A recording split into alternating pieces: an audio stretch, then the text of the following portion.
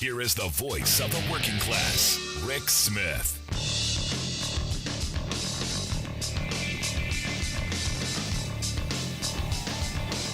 And welcome, brothers, sisters, working class heroes. This is the Rick Smith Show.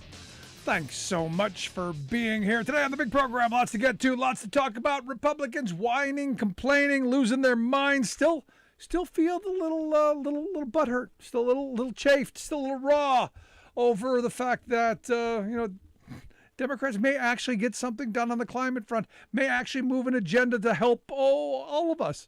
Even them. This is the part that's just mind-blowing to me. And this is the difference between Democrats who care about the country and Republicans who care about themselves. And we saw this. Look, when they said, no, we're not going to pass the PACT Act, the video of Pat Toomey fist bumping with Ted Cruz and Josh Hawley and them, slapping each other on the back. Yeah, we showed them. We showed those Democrats. No wonder Jon Stewart losing his mind, and rightly so, as we all should be.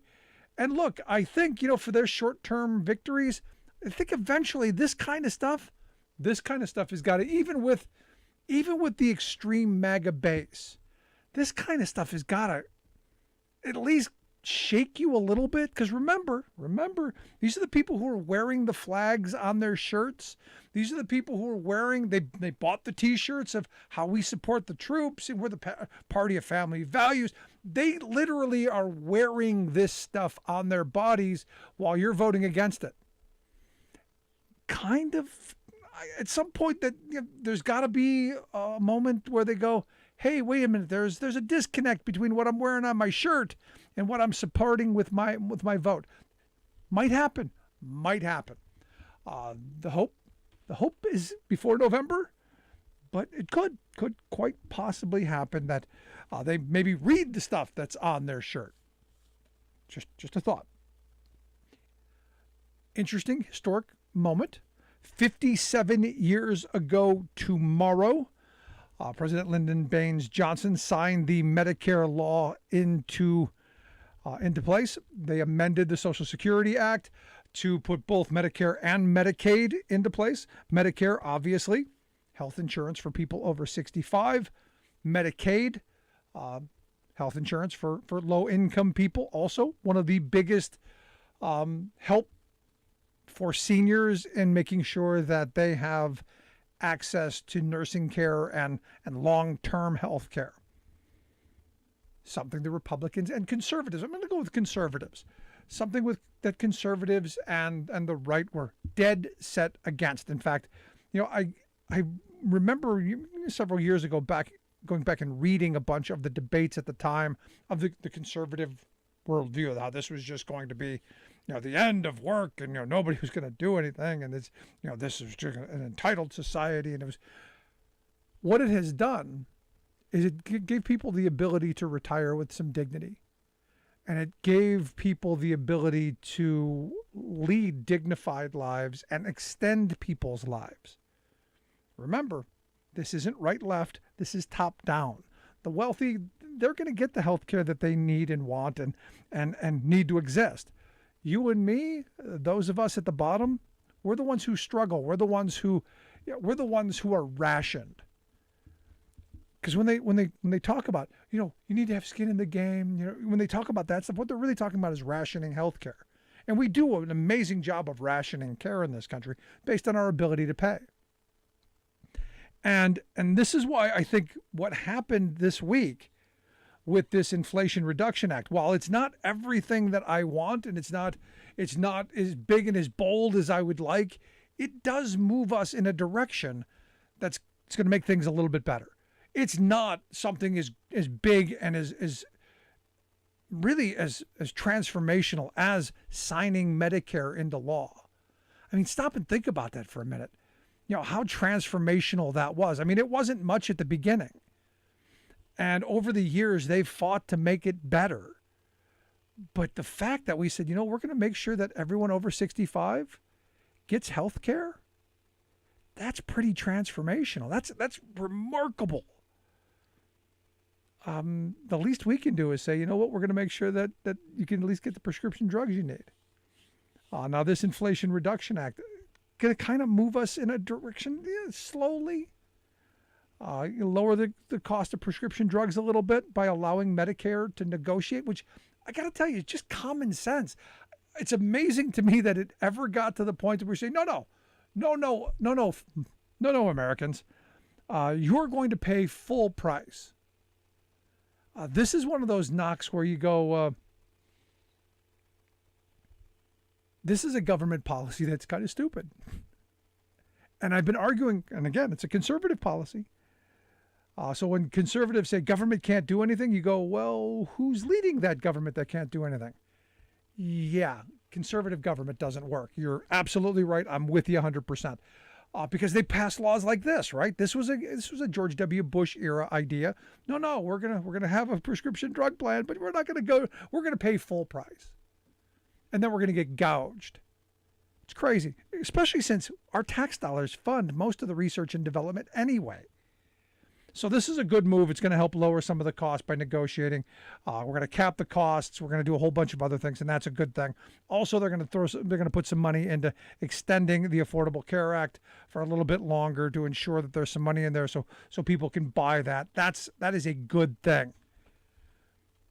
I'm still someone who believes we should be expanding Medicare to ensure that more people have access to it. I'd love to see them drop the age down to 55, maybe even 50.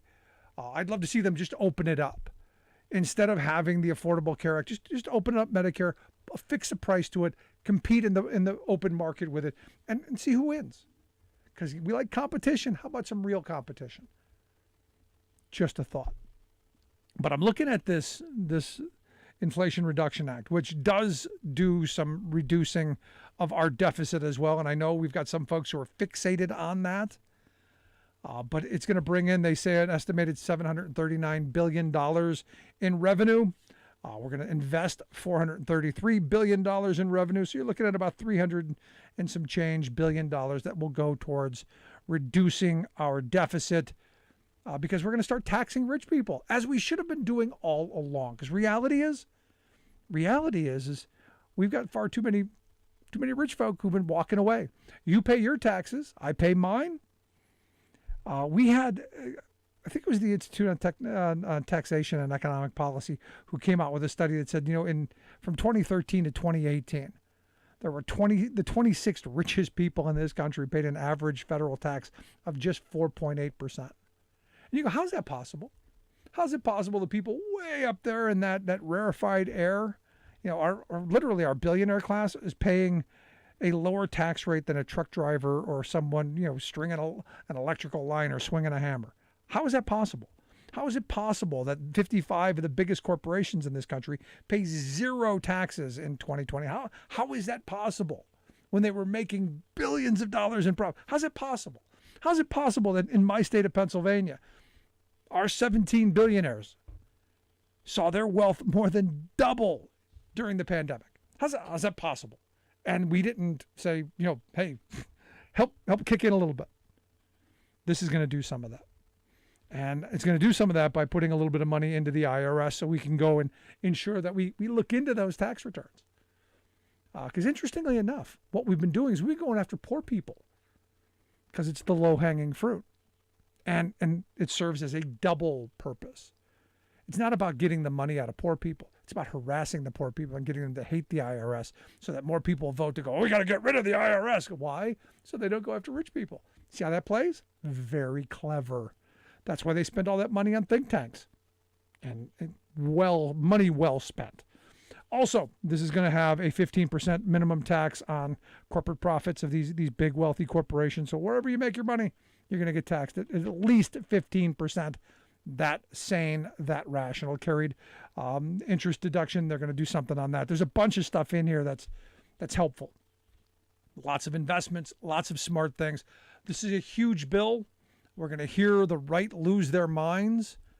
But understand, we're investing in things that are going to hopefully help reduce our dependence on fossil fuel, hopefully reduce our destruction of the planet, hopefully, I don't know, help us fuel our economy in a cleaner, greener way.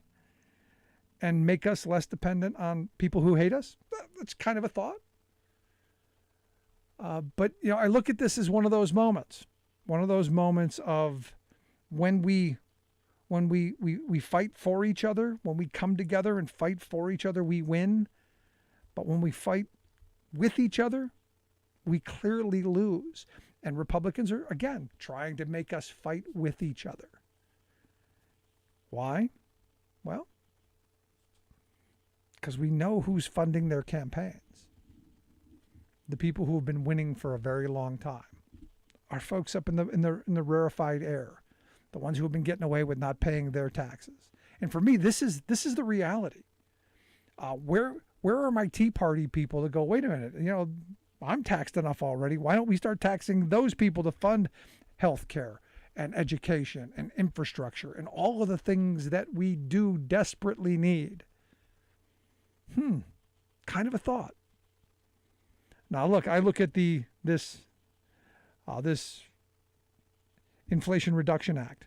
In conjunction with the infrastructure bill, in conjunction with the American Rescue Plan, this is going to help us address some of our most pressing needs in this country. That is a good thing. Also shows Democrats are committed to it, committed to the moment. I give them credit for that. We're going to rebuild roads and bridges. We're going to invest in public transit. We're going to, things that are critical to our economy. Affordable health care, critical to working families. Clean energy, critical to our future. Good stuff.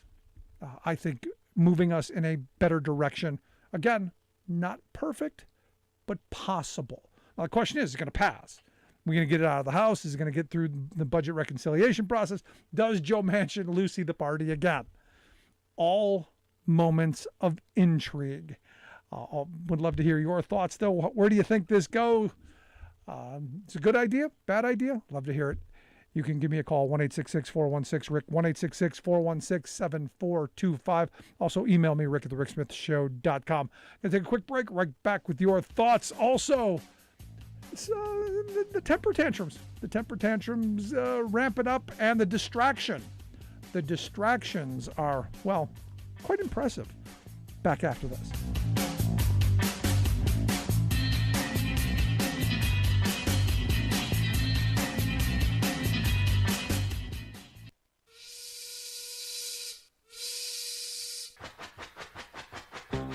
If you're a fan of the show, you've heard our labor history in 2 segments, and you can hear them on the radio pretty much anywhere in the U.S. Labor history has never been more important than it is right now.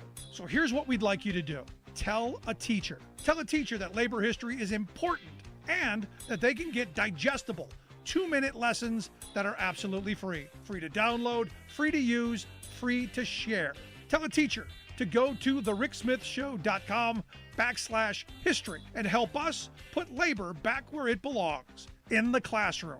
Generations of American workers fought, bled, and died to build the American way of life. It's our job to keep their stories alive.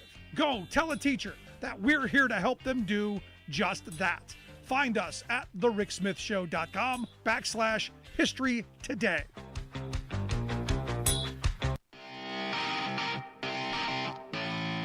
Welcome back to The Rick Smith Show. Now, here is Rick Smith.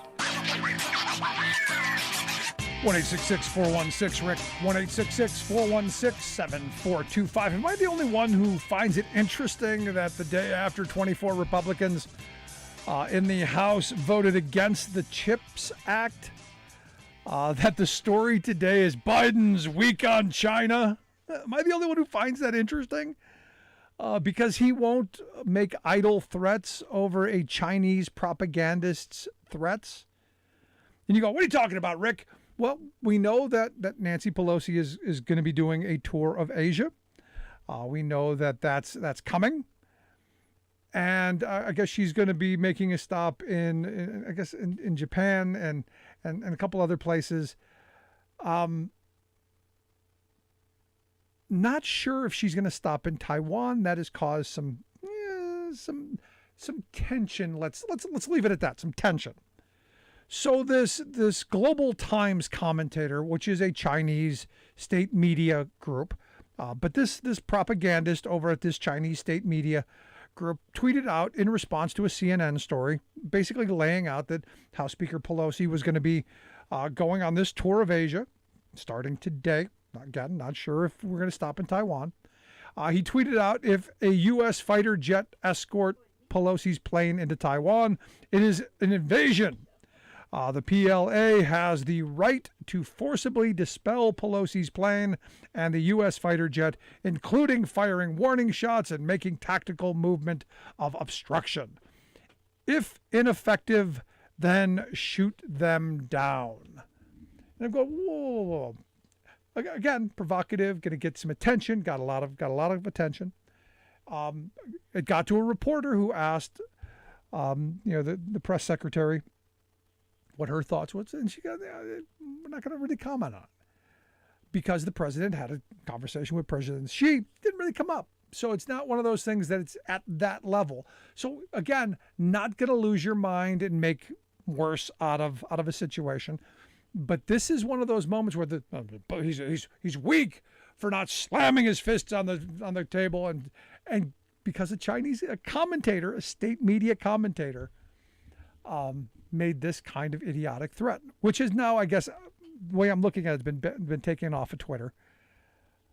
I find it interesting that this is now the story, because understand, yesterday they voted all but 24 Republicans voted against the CHIPS Act that would reshore manufacturing and help us take on China in a way that we haven't done in a very long time. These are the same people who are saying, no, we need to do away with the tariffs. We need to make sure that that China can continue to flood our markets and dominate our manufacturing. Understand, manufacturing, in my view, and I've always said this, is a national security issue. If you're not making things, if you're not building stuff, if you don't have the capacity, you're weak. And we are in a moment, and I think the pandemic pointed this out. We're fairly weak. Now, if I'm Nancy Pelosi, the response that I get is, don't miss. If you're going to come after me, don't miss, because if you do, oh boy, all you know what will break loose. Because regardless of who that is, I mean, the last person to visit Taiwan, the last speaker was Newt Gingrich. Had the Chinese shot down Newt Gingrich's plane, I would have been the first to say, got to respond. And I hope, again, hopeful that Republicans would believe that as well. I don't know that I do. Because some of the comments, they say, well, I hate that witch, but, we've got to kind of defend that. We'll see. Let's go to the phones. Got Alice on line one. Alice, how are we doing today? Oh, we're doing okay. So I'm going to say this. Hit me. So the Republicans, as we know, are all war hawks. And we have the biggest expense for our military in the entire world. What I want to know is this. So who are we supposed to be defending against? Because obviously it's not Russia, because, they're all up in Putin's boudoir, let's say. Yeah, I'm trying to be nice here. And they're all they seem to want this big fiasco with China, a war. And where does most of our manufacturing stuff, like chips for automobiles and all this kind of other things, come from? Well, I'll be darned if they don't come from China. And you're right, it is a national security, because if you recall, during World War II, when we were attacked by Japan, because we had so many factories and so many manufacturing facilities and whatnot, we were able to immediately respond and start manufacturing weapons and whatnot. Now, if we would decide that, let's go drop a bomb and start a war with China, we're going to be SOL, because even though Russia and China backstab each other, you got to remember, China's under the table. You didn't see that. Look over there. Sending little things of this and that and the other to Russia right now. So apparently, my conclusion is the Republicans really don't care. No, you're right. I mean, the sad reality is we don't make enough chips to make our smart bombs smart. let alone our smartphones or our smart cars or whatever. We don't. It's a national security issue. And look, our friends at the Alliance for American Manufacturing literally wrote the book "Remaking American Security: Supply Chain Vulnerabilities and National Security Risks Across the U.S. Defense Base," written in 2013. It's on my desk, May of 2013, where they go through, and this is years old, where they go through all of the things that we don't make that are vital for our national security that's made in China. That we would, in a war scenario, that we would be dependent, be going, hey, we know we're at war with you, but could you send us some of those things so we could continue? That doesn't make a lot of sense. No, it doesn't. And but then again, can we really accuse the Republicans of being sensible? No. So have a good evening. Thank you, Alice. I appreciate it. No, I mean, that's the reality in this. And she's spot on accurate. World War II, we turned all of those manufacturing facilities into wartime production. Every car plant was turned into a tank or an airplane facility. Every manufacturing plant was turned into something. You had mass mobilization that, sorry, we don't have the ability to do today. We don't have the factories. We don't have the capacity. And for me, manufacturing is one of the key components. Energy, the other part of it. It's the other thing we don't talk about World War II. The reason that we did so well is we had an energy supply.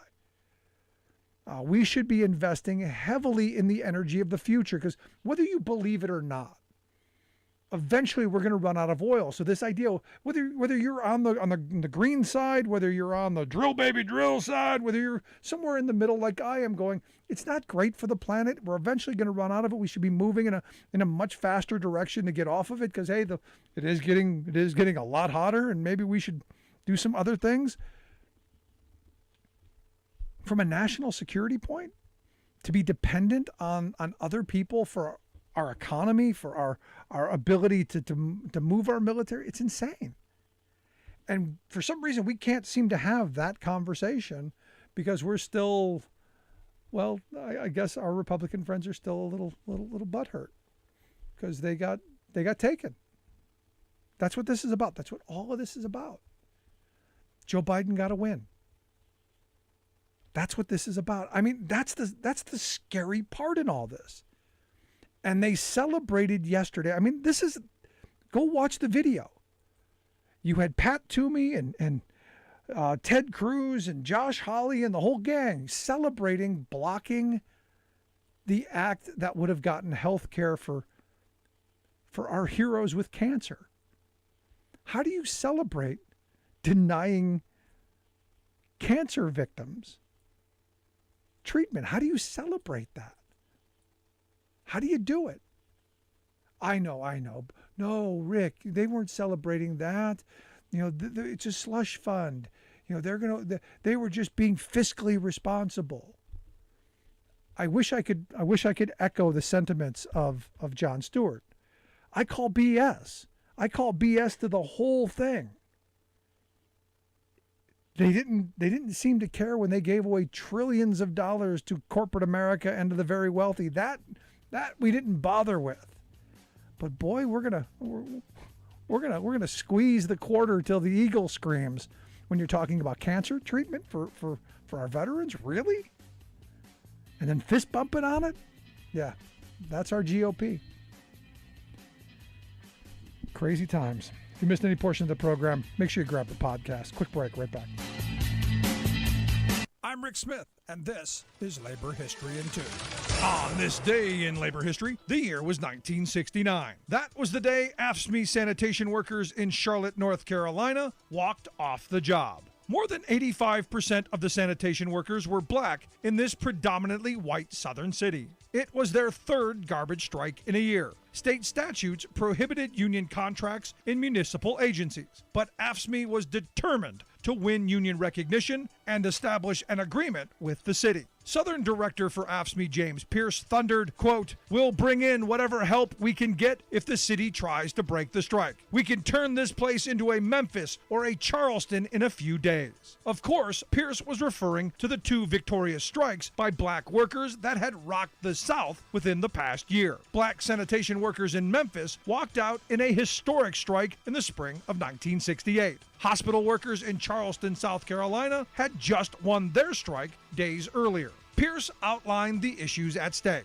According to the Asheville Citizen-Times, the Charlotte City Council had adopted its final budget without providing dues checkoff, without adhering to established grievance procedures or seniority rights, and without adding important safety precautions for garbage collection. At first, Charlotte's mayor asserted claims that the strike was about dues checkoff, but Pierce shot back about broken promises regarding the establishment of safety committees and non-discrimination enforcement. By the end of the month, a tentative agreement was in place. Strikers won all demands except dues checkoff. But as hospital workers soon found out in Charleston, South Carolina, the city council refused to carry out its agreement with the union. Sanitation workers in Charlotte would strike twice, unsuccessfully, over the next year and a half. Labor History in 2 brought to you by the Illinois Labor History Society and The Rick Smith Show. For more information, go to laborhistoryin2.com. Republican politicos are all over Joe Biden for failing to stop inflation. Perhaps you wonder, though, what these squawkers would do if they were in charge. No need to wonder. Just look back to 1974, when Americans were being pummeled by price spikes that topped 12%, nearly double what we're enduring today. But by gollies, President Gerald Ford and his Republican contingent in Congress met the challenge head-on with a new magical program of economic uplift they called WIN, Whip Inflation Now. But it was nothing, just a political slogan with no magic and no action behind it. Price controls, antitrust action? No. GOP Inc. didn't want to offend, much less punish, corporate titans for a little profiteering. So they shifted the blame for inflation to consumers, demanding that families just say no to price gouging. Ford himself went on national TV, urging fellow citizens to join him in buying, quote, only those products and services priced at or below present levels. The core of the Republican program, then, was telling hard-hit wage earners to battle the monopolistic behemoths of Big Oil, Big Pharma, Big Food et al. On their own by simply refusing to pay inflated prices for the gasoline, medicines, groceries, and such that, hello, they had to have. As a reward, everyone who signed a form promising to be an inflation fighter was sent a nifty win button indicating their patriotic participation. Sure enough, Americans responded enthusiastically with an avalanche of ridicule. Even Ford's top economic advisor was whopper-jawed by the GOP's idea that the substance of their policy was a political button. It was surreal. I said to myself, this is unbelievable stupidity.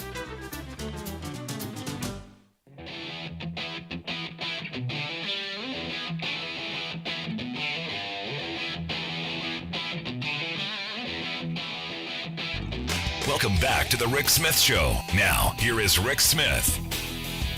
So the House just passed an assault weapons ban, 217 to 213. You had a couple of crossovers. 2 Republicans voted for the assault weapons ban. Republican Brian Fitzpatrick here of Pennsylvania, also Chris Jacobs of New York.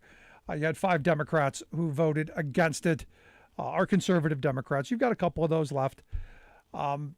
Mostly party line vote, which is expected. Now, I don't expect this to pass the Senate. You're never going to get to the 60 votes. This, is one of those things saying, look, we've got to do something on these assault weapons. And as someone emailed me here today, these aren't weapons that just kill people. These are weapons that slaughter people. It's just not killing somebody. It's really just, these are made for slaughter. These are war weapons.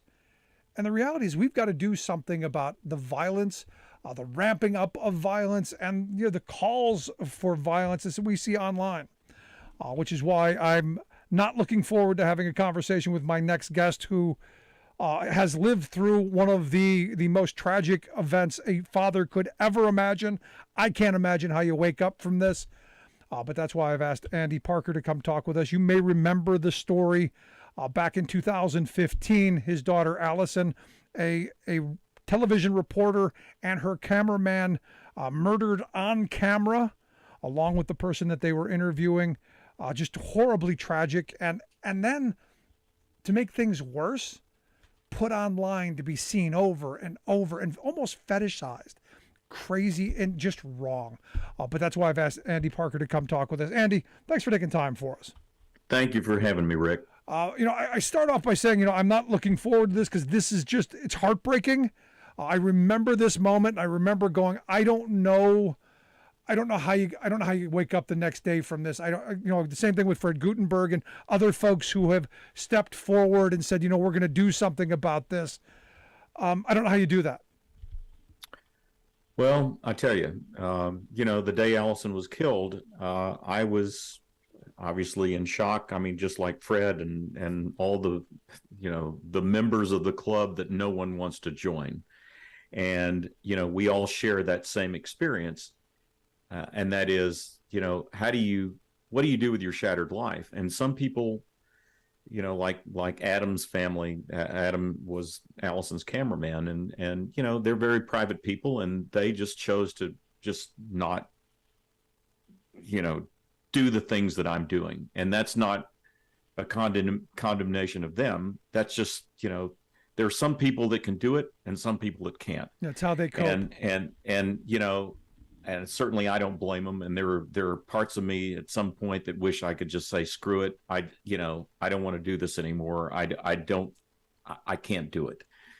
But I felt like that at that point, in the middle of the afternoon that day, when Terry McAuliffe called me and said, he was the first, he was my governor, and he said, he offered his condolences. And I told him at that moment, I said, Terry, I'm our governor. At that point, I call him Terry now, but I said, I don't want another parent to have to go through what I'm going through, and I'm going to fight like hell to do that. And he said, I'm with you all the way. And he was. And so that's really kind of that moment that I thought, okay, this is what I have to do. I've got to honor my daughter through action. Because her murder, unlike Parkland, unlike Sandy Hook, unlike all these other, it was captured on video, and it, in a terrible way, it enabled me to do the kinds of to do the advocacy that I did, because everybody saw it. Not just the people in Roanoke and the New River Valley here, but it literally went viral. It went across the globe, the world. Yeah, absolutely. And everybody it's astounding to me that to this day people go, oh yeah, I remember that. I mean, strangers, people that you wouldn't expect, they remember that moment.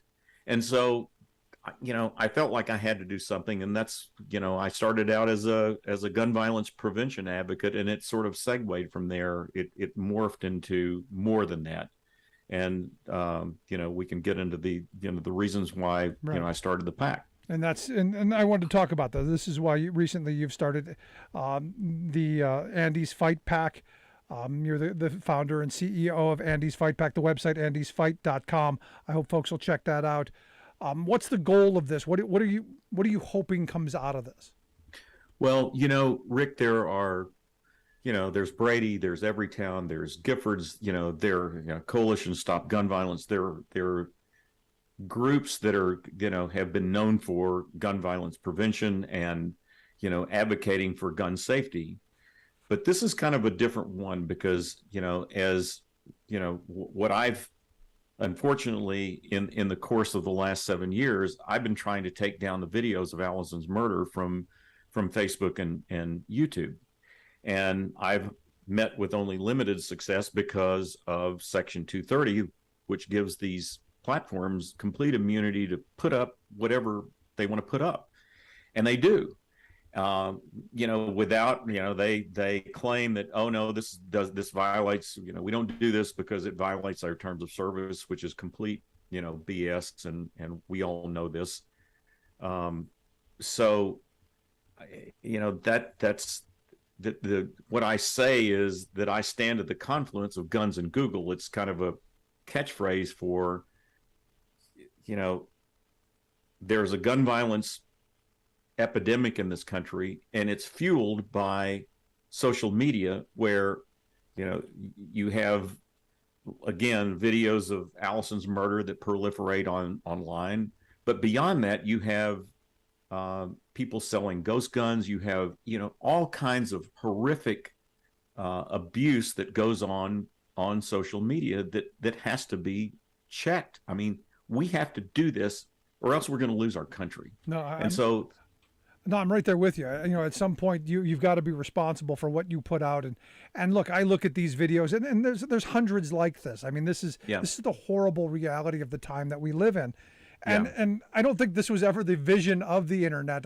But we tend to go to the worst places, and the hate and the division, that seems to be what's dominated for some, and it's created this environment where people with mental illnesses, people with a proclivity for violence, this only makes it worse. They've found each other. Like I keep hearing people saying, we've always had white supremacists, and we've always had these kind of Nazi types. We've always had these kind of groups. It's just now that the internet has brought them together and made them much more coordinated and much more dangerous. Yeah, and when Section 230, that not too many people know what that is, but it was a provision in the in a bill in 1996 that basically said, we want to make sure that the internet is free from constrictions. We want to promote free speech. We want to do all of this. Well, of course, it was a great idea back then, but the unforeseen consequences of it, nobody knew what Facebook, YouTube, social media wasn't even a thing back then. Nobody knew it existed or could foresee it. And so that's really what the consequences of Section 230 is. These platforms can get away with anything, and they monetize this stuff. They monetize murder. I had been fighting for years, and saying, look, these companies monetize my daughter's death. Not only my daughter's death, but they monetize other horrific event. They promote violence. They promote all of this stuff that goes on online. That's not free speech. It's murder, and it's hate content, and it needs to be addressed and reined in. And Frances Haugen, who was the whistleblower for Facebook, she validated everything I said in her testimony in 2009 in 2020. She said basically that Facebook monetizes this stuff. They don't want to take it down. They have the ability to take it down. They won't. Yeah. So long story. That's why Andy's fight, my PAC, it's not just, we want to ban the sale of assault weapons and high capacity magazines, but we also want to go to the other problem, the other issue that's driving this, and that is, the radicalization and the promoting of this kind of atmosphere for these, kids that, like the two mass shooters. They were 18 years old and they got radicalized on Facebook, Twitter, Twitch. It's those platforms, and it's got to stop. Yeah, I mean, we want responsible, reasonable, rational thought being thrown around, not this kind of stuff. Now, I want to focus on the video for a second, because I don't know anyone who would say, Andy, that video should be there. I don't know anyone. Why is it we haven't already passed a law that says that stuff has to go? I don't get why that, even just that simple component that says, this kind of content, which serves no purpose for free speech, serves no purpose whatsoever for society, why that can't be, this kind of stuff can't be seen. This is just so egregious, so outside of bounds, that this is something we do away with. Because look, free speech isn't ultimate. It isn't unlimited. We have limits on speech. We can have limits on this that are sane and rational. And I think the vast majority of us, any father, any mother, any rational person would go, that shouldn't be there. At least I believe that. Thoughts? Yeah, I mean it is, and the vast majority of people want that. They want to protect their families. Nobody wants to. Listen, I've told people. If I've said it once, I've said it. God only knows. Hundreds of times. I've never seen the video. I don't want to see the video. I hope I've come into I've had occasions where I almost stumbled upon it. But thankfully I was able to avoid it, but some people can't. And, imagine how traumatizing it is for me or my family to see that, other people, it's going to be traumatizing for them. I mean, for families, for kids to run across this and see this, like you say, there is a limit to free speech. This is not free speech. It's murder. And so, what I'm recommending, it's a pretty simple approach. It's like, first and foremost, we need to reform Section 230. Congress needs to step up and reform Section 230. And at the bare minimum, it should be amended to reserve immunity for platforms that act responsibly as guardians of our privacy. But if they don't take reasonable steps to prevent unlawful uses of their services that create harm to others, they don't get immunity. Yeah. So if they don't do clearly what they're doing now, people can sue them. I can sue them.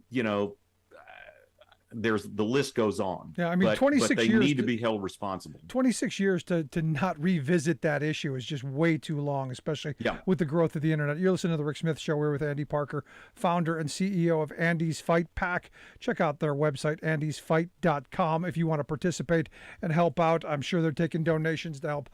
Yes, they are. And you're gonna be looking for candidates, obviously, who are going to support this idea of and I think this is an important one. The idea of going after 230 and updating that. I go, look, 26 years on any policy, way too long to allow to not go at least revisited and make some updates to. Yeah, especially this one. And that's the thing with this pack. There's got to be we're going to support candidates that, obviously will. I mean, the easy part is, banning assault weapons. And high capacity magazines just at the bare minimum. Right. But what do you say to this? Hold on. What do you say to the person? Because I get this all the time. The cat's out of the bag. You're not going to ban them. There are millions of them already out there. Yeah. It's too late now, Andy, is what they're going to tell you. Are you going to go door to door and grab them? Because what's the argument here? Because well, would that I could, but no, you can't do that. I mean, to your point, that ship has sailed, but what you can do is prevent others, like these two kids, the last two, the Buffalo mass shooter and the Uvalde mass shooter. They went into a gun store and bought them. So if you at least prevent those sales, then it's going to save some lives. I mean, we're not going to save everybody here. I mean, there are more guns in this country than there are people. So but at least you can stop that. But in terms of the candidate qualifications for who we're going to support, and primarily this PAC is going to be independent expenditure, so we're going to go after them like Lincoln Project and actually the opponents. But if we have candidates that will step up and say, yes, we support amending Section 230 and stopping this abuse online, then they're going to get our support, and that's what we're going to do. And I think ultimately we're going to prevail, but this PAC is different in that it sort of combines the two, and they are inextricably linked. Well, anything we can do to help, Andy, I'm here for you. I'm 100% behind the idea. So consider us an ally, a friend. My heart breaks for you. I again, as I said, I have no idea how I would react, but I'm behind you. Whatever you need from us, we're here to help you. Well, thank you, Rick. And I would tell you that, Allison would expect nothing less of me. And that's why I do what I do, because she was that kind of person, and I want to honor her through action. So that's why we're doing the things we're doing. I appreciate you taking some time for us and sharing. I hope folks will go to andysfight.com, participate, share a little bit, a couple of bucks, maybe get involved. Andy Parker, thanks so much, man. Thank you, Rick. Take care. Thanks so much. Again, check out the website, andysfight.com. We'll get links out on social media how you can check that out. Going to take a quick break. Back with your thoughts. 1-866-416-RICK. 1-866-416-7425. This is The Rick Smith Show, where working people come to talk.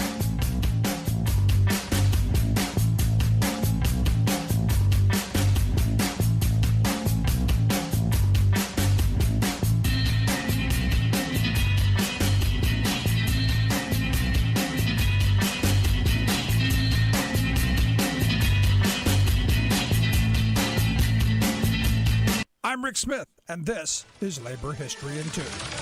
This day in labor history, the year was 1956. That was the day that an oil tank explosion took the lives of 19 men fighting a fire at the Shamrock Oil and Gas Company in the northeast of Dumas, Texas. Dumas was in the Texas Panhandle, oil boom country. The day after the tragedy, the Chicago Daily Tribune carried the story of what happened. 4 huge petroleum tanks exploded today, bathing 19 men in a super hot wall of flame and killing them in their tracks. The towering orange fireball of the first explosion was sighted in Amarillo, 40 miles away. The events that triggered the explosion started when a flammable gas caught flame and flared into a small ground fire at Shamrock. Employees and volunteer firefighters tried to stop the blaze, but despite their effort, the fire grew. Just before 7 in the morning, a 12,000-barrel tank exploded. This ignited another 20,000-barrel tank, and then 2 more. 15 of those fighting the fire died instantly. 4 others later succumbed to their burns. Many more were injured. A news editor on the scene described what he saw, writing, quote, "A bright orange mushroom boiled up, floating in heavy black smoke, and I prayed that those firefighters would get out alive, but some didn't. 8 who died were Shamrock employees. The other 11 were volunteer firefighters. Today, a memorial bearing their names pays tribute to those who died. An inscription reads, quote, "But whether on the plains so high or in the battle's van, the fittest place where man can die is where he dies for man." In 2015, 68 firefighters died while on the job protecting people and property throughout the United States. Labor History in 2 brought to you by the Illinois Labor History Society and The Rick Smith Show. For more information, go to laborhistoryin2.com. You're listening to The Rick Smith Show, where working people come to talk.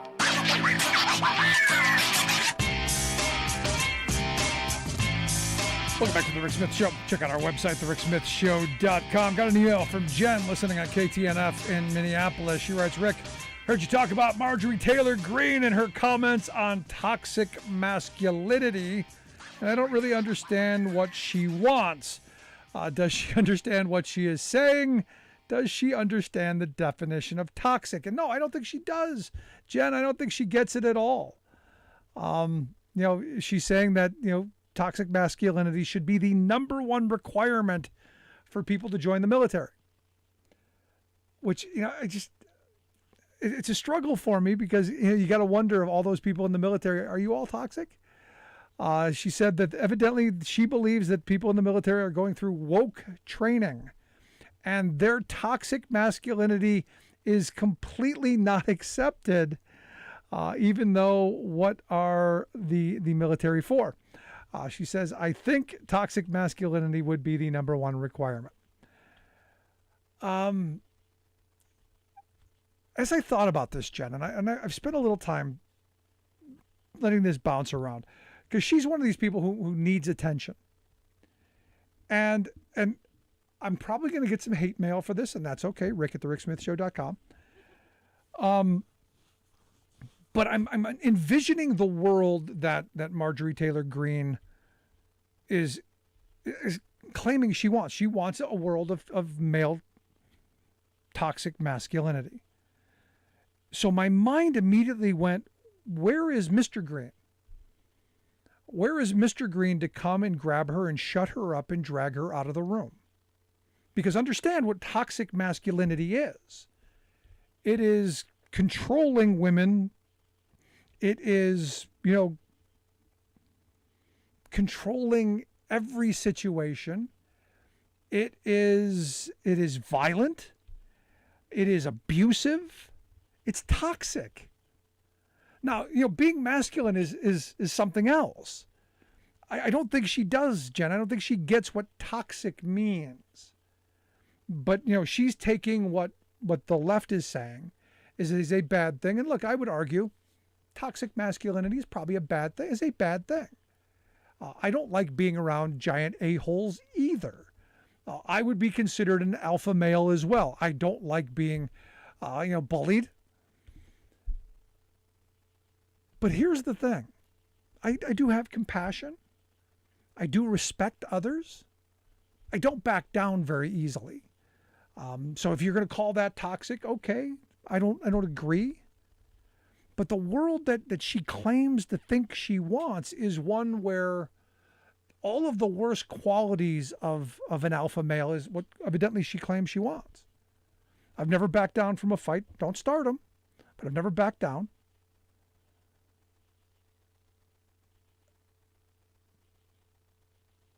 But here's the thing, and this is the frightening part of the world that she wants to create. I don't think she understands or cares, because this isn't about policy, because this is about scoring points against the other side. This is about getting clicks. This is about media engagement. This is about, love me. This is about pay attention to me. And this is where I think all of us should collectively go, ignore her. Because she's dangerous. Now, Janice writes, I got one more to get to. Janice writes, wanted to get this story in front of you because it's vitally important. The Southwest is burning and running out of water. I heard you talk about American refugees and what it's going to do domestically as climate change makes parts of the nation unlivable. This is just the beginning. Thanks for what you do. Love the show. Keep it up. Love Janice. She sent me a story on Las Vegas. Evidently, Las Vegas, the headline is less than 50 days of clean water left. That's it. They got a big fire going on. They're dumping water. There's lots of stuff going on. And the state of emergency has been declared. New Mexico's got a giant wildfire going on. And get used to this. This is going to happen. And there's going to be a massive refugee problem. All those people who move to the Southwest because it's sunny and it's happy, when there's no water to drink, going to have to go somewhere. I know we're going to bottle it in and we're going to truck it in, maybe, but not for everyone. And what are you going to do as a country when all of those folks are going to start looking for other places? It's going to be a massive disruption to our economy. And again, this is just one more part of what climate change is going to do to our nation. But our friends in the GOP, not so interested. More interested in scoring political points. Because still very angry over the fact that Joe Biden might get a win on this climate bill. Might get something of a win that come November could help them in the election. Because ultimately, that's all this is really about, isn't it? It's about power. It's about control. It's not about making the country better. It's certainly not about America first. I think Jon Stewart's right. If this is America first, America is blanked. And it's the sad reality. Love to hear your thoughts. Email me, rick@thericksmithshow.com. Hate email goes to the top. So anyone who questions my my view of where's Mr. Green, I'd love to hear it. Also, if you missed any of the program, make sure you grab the podcast from iTunes to iHeart, Stitcher to Podbean, everywhere in between. That's where we are found. Wherever you get yours, you will find ours.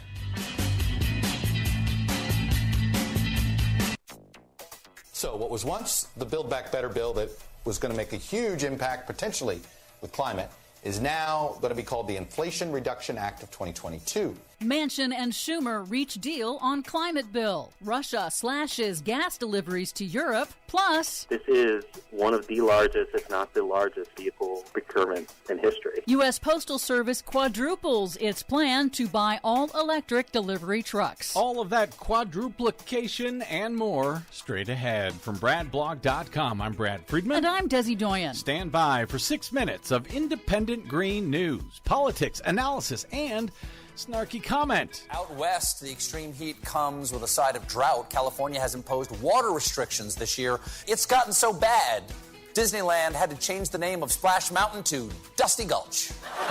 Based on a true story, this is your Green News Report. Okay, Desi Doyen, Lucy has teed up the football once again for Charlie Brown.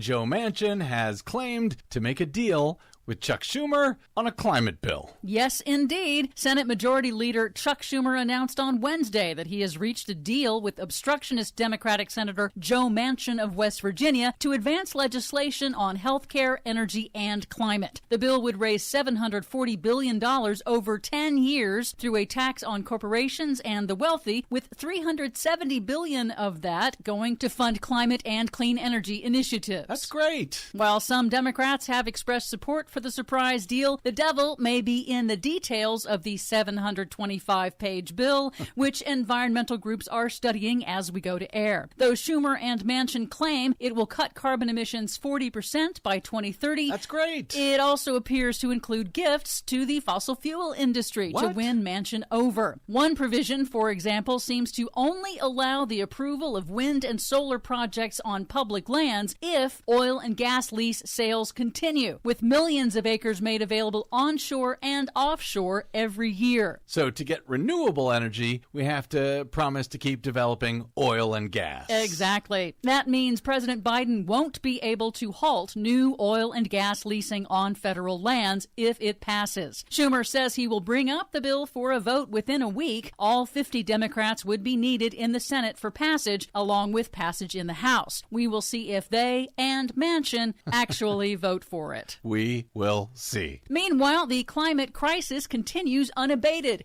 In Nevada, a third set of human remains has been recovered in rapidly declining Lake Mead, which is drying up due to the historic climate-intensified mega drought in the West. To be clear, these are remains that were put in there decades ago. One hopes. Exactly. In Albuquerque, New Mexico, drought has reduced the Rio Grande River to a trickle for the first time in 40 years. The Pacific Northwest is grappling with a dangerous multi-day extreme heat wave that has set new heat records in Seattle, Portland, and other cities. And St. Louis, Missouri, on Tuesday was hit with an historic deluge that shattered the city's single-day rainfall record. Some areas saw at least 12 inches of rain in mere hours, which triggered deadly flash flooding, requiring hundreds of water rescues across the area. Meteorologist Bob Henson of Yale Climate Connection says, quote, record rain in St. Louis is what climate change looks like. Everything is fine.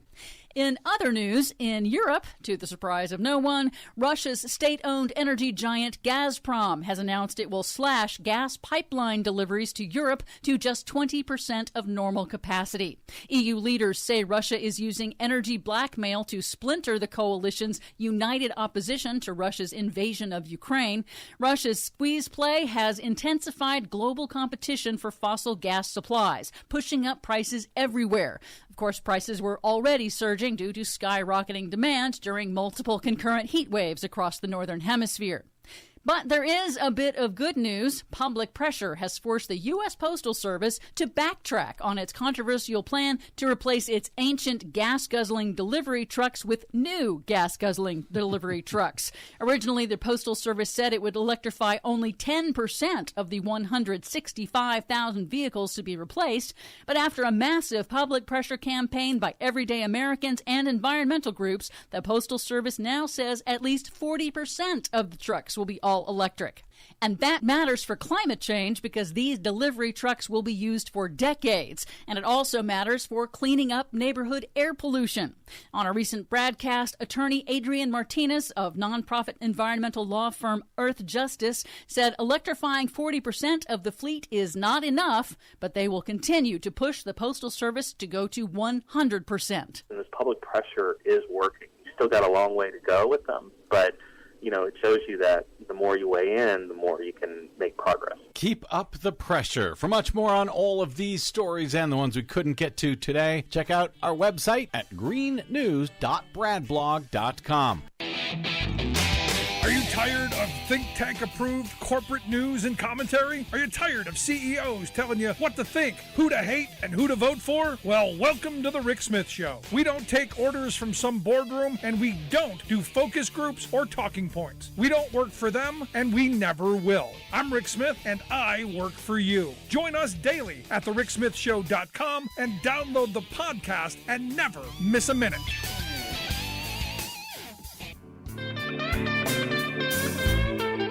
Welcome back to the Rick Smith Show. Now, here is Rick Smith. So, you remember the speech that Matt Gaetz gave at the youth, the Nazi youth rally, where he said that women who were in favor of their own bodily autonomy were odious and no one would want to impregnate, and then he put out a picture of a woman that I guess claimed she was fat and all this stuff. Evidently, she's raised about $1.4 million and has 286,000 Twitter followers now. So let me put out the call. Hey, Matt, can you call me fat, please? I could use a couple of bucks. Jeez, what a cretin. Anyway, welcome back to the Rick Smith Show. Check out the website, thericksmithshow.com. So some interesting stuff going on. Interesting. Now, obviously, the money is not for her. It's for her organization to fight for reproductive rights. Clearly that's where it's going, and to take a cretin like him out. But some interesting stuff going on with Nancy Pelosi and the Taiwan trip. That's why I've asked my good friend Bob Ney to come share some thoughts on how this should go, what should happen, and should the administration get all up in arms and crazy. That's why I've asked Bob Ney, former Ohio congressman and political analyst, to come share some thoughts. Bob, thanks for taking time for us. Well, thank you, Rick. So what do you make of this? Pelosi is going to be doing this trip of Asia. Not sure if she's going to stop in Taiwan. I got to say, if I'm putting money on it, there is no question she's going, because I don't know how you can't. And this idea that if you're going to shoot down my plane, my response would be don't miss. But I'm curious your thoughts. She has to go. There's something in the story that I noticed which is fascinating. And if you know the Chinese government, how it operates, they know us so good. I mean, they really do so well, so long. Then we met, as the old expression goes. When I went to China, just real quick here, Rick. When I went to China back in 96, with Tom Lantos from California. You remember the late Congressman Lantos, and they were. I had my own translator. I didn't trust them. And they were talking about me at the table, and my translator went over with me, and they said, "You said China should be contained." It's 1996, before the internet was what it is. We got back, and I looked and had my press secretary look, because we saved every clipping. Couldn't find the word "contained." It was in the Caldwell Journal Leader, Noble County, population 10,000 in 1995. I had said it. And it was a 1 month publication every month. Think about that. The Chinese research so much, right? They're just meticulous. Well, in the conversation that Xi had with President Biden, he said something interesting. He said, Washington needs to stop this trip. All right? Now, if you look at that, you're like, okay, so what's the big deal about this? Well, he knows that the system, Pelosi, when she wants to go as speaker or a regular member that's approved, the actual truth is the House doesn't fund that trip, by the way. Right. It's funded by the State Department. So Xi actually tried, through that intimidation, to get President Biden the ability to stop the trip through the State Department, which President Biden hasn't done. Yeah. Now, I'm not trying to, overblow this, but that's how smart they are. They tried to put, that onus on the president. So anyway, the trip's going. I think she's got to go there. I think she will go there. I mean, how dare them threaten, that, well, this is military action. They're ridiculous. And the only thing they understand is pushing back. If you try to appease them, they will walk all over you like a doormat. Yeah, absolutely. And this is one of those things where I found the response by the right, and I woke up today to the response of all the right wing groups and all the right wing commentators. Look how weak Biden is, and look, he hasn't condemned this, and look how weak the administration is. That the press secretary isn't even going to talk about it. And I'm going, I think that's the right move. You're just going to go do what you're going to do and let them respond. You don't show your cards. You don't play your hand before you have to. And she is the speaker. Yes, the State Department funds the trip, but if the White House had said no to the trip because of danger or whatever, which they didn't do, because that's what the Chinese wanted. They wanted to give the president that avenue where she would still go, because they would have been funded by the House. Right. But they wanted that avenue to see if Biden would take it, where he would go, okay, we're not funding it, but she's funding it herself, and he didn't do that. I want to stress that. Yeah, if he was going to capitulate, if he was going to yield to them, he would have done that. There's no way he could have done that, because he would have looked weak. No, and there's just no way. It would have been horrible. But if he was, that's the way they would have done it. But they didn't do it, and so he's supporting it. He doesn't have to come out and do a press conference. He's supporting it. Yep, he's just doing it as a matter of course. I mean, that's the silent strength that I think he has, that I don't think the right kind of understands. As where Trump would go out there in the most bombastic of ways and make a rambling 90-minute speech. Biden we're just going to do it. Right. We talk about things too much anyway out of the government. Really, the government just talks about everything. Yeah. And you might as well put it on a loudspeaker. So I think it's a great way to approach it. I'm right there with you. Also wanted to get your thoughts on, you go back to the Watergate era. 18 minutes of missing audio was enough to get, Nixon to resign, and, everybody all up in arms. We've got, what was it? Basically from 11 a.m. to almost 7 p.m., no phone records, a president that was MIA. We find out now that Chief of Staff Meadows was burning papers of meetings that he had with Scott Perry. We find out that Meadows and Perry were using Signal for their communications on Jeffrey Clark to make him acting attorney general. We're finding out there were no photographs between 1 o'clock and 3 o'clock or 4 o'clock. All kinds of stuff. We're finding out all of this stuff. And all of the texts that now seem to be missing. At some point, when does this rise to the point to where you go, this matters? Well, I think it does, and you're right. In the era of Rosemary Woods, who was, by the way, from Belmont County, or from Harrison County, Ohio, next to Belmont County, they always said that after she passed away, they were going to go up in the house and see if the tape was up there, and so, but these things do matter. Whether it was the Secret Service text to Homeland Security, now we find out everything's missing from Homeland Security on such dates. The court process now is going to be unsettling in the sense that everybody's going to have to be a bit patient, because the Justice Department is going to have to go through hoop after hoop after hoop of the court process, not just for executive privilege or not, but also to acquire records and to go into forensics, as they call it, with electronics, to get information. It's called forensics. I mean, these things are still out there somewhere. They got to be. I mean, but here's the thing, and this is what gets me. We're now finding out that the Secret Service sent out 2 emails, at least one prior to January 6th, reminding everyone to preserve their records on their cell phones, including texts, and evidently a bunch of stuff were purged. And they knew this stuff was going on. So there's part of me that goes, the cover up. See, for me, it's never the crime. It's always the cover up. It's always all of the things that you're doing that you knew you were screwing up. Look, I'll forgive you if you made a mistake. You go, hey, I made a mistake. I did the wrong thing. It's that now I'm going to lie about it and I'm going to do everything to cover it up. That, to me, it's the second, third, fourth, fifth, 20th lie that I think is the most important. This just reeks of that.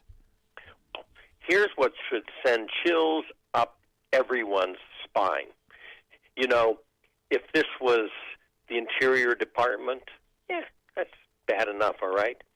This is the Department of Homeland Security who handled the preservation of the official text messages and other data they had from January the 6th and the Secret Service. So if you look at this technologically, the top technical experts in this field are divided about the disappearance of this data. And is it incompetence or is it intentional? And I mean, they're divided on it, but there's got to be suspicions raised about the records and why, in fact, they weren't kept, especially, again, Homeland Security. Look, there are grids out there. And when you have data, Congress is no different. You have multiple grids, as they call them. You have the ability to carry data on multiple locations because if something happens to one of the grids, you have your data on the other grid and you can have the House still meet, for example, or the Senate, right? That's been instituted way back when I was there. We started that.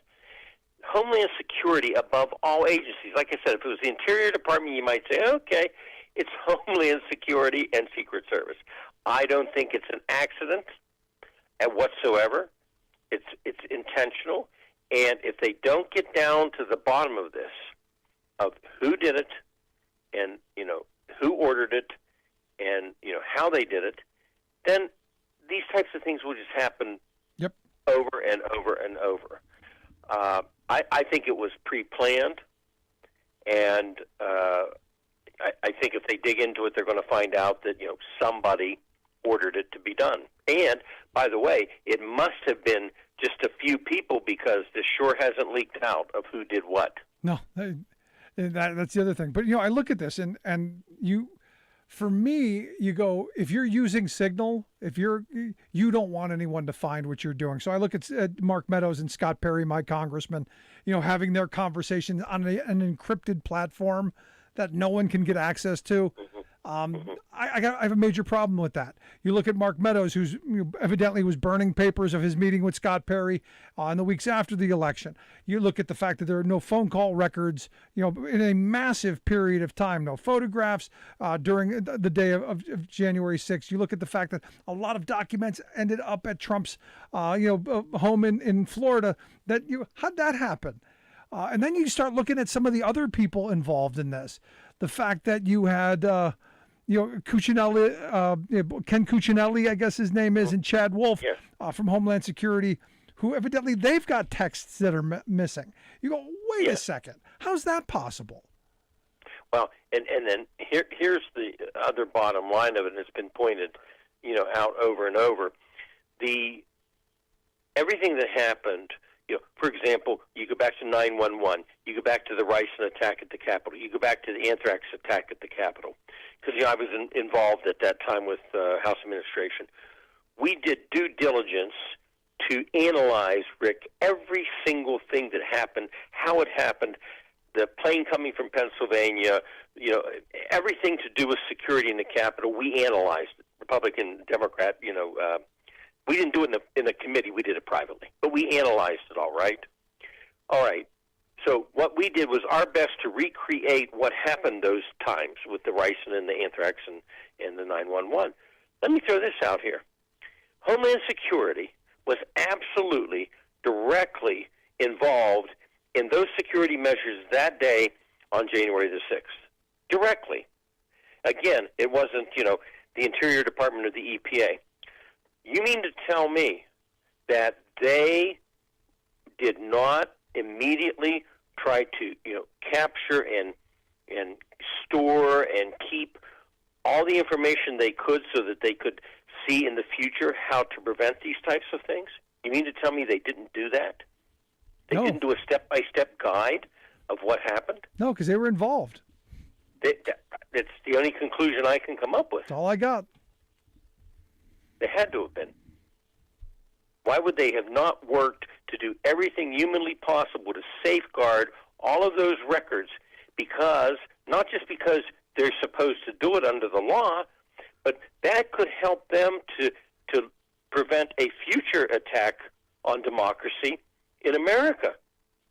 They're the ones that have to do the history of this and to show how you don't have this happen again. And they didn't do that, of all people. So I think it was intentional, and I think the government should not let loose on this, or the committee or whoever, Justice Department, until they get down to the bottom of who did it. No, I'm right there with you. And this is where I'm hoping there's another hearing. There's got to be more hearings.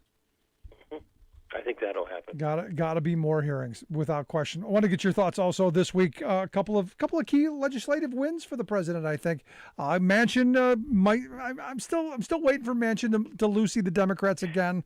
But at this moment, looks like something might happen on the climate and tax front.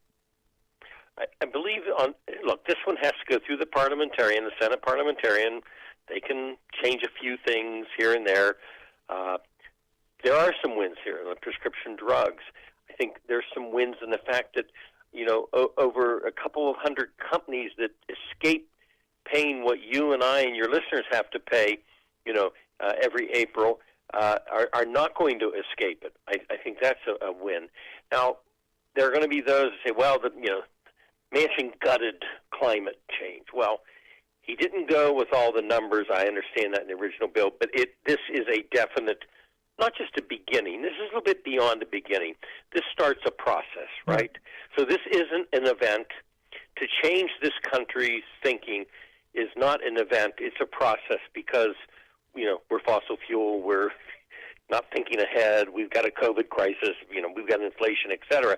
So I think it's a big step, and I believe if the Democratic side is smart, they will take this as a win, as the president is. It's a win. And take it. Go with it. It's a win. A win is a win.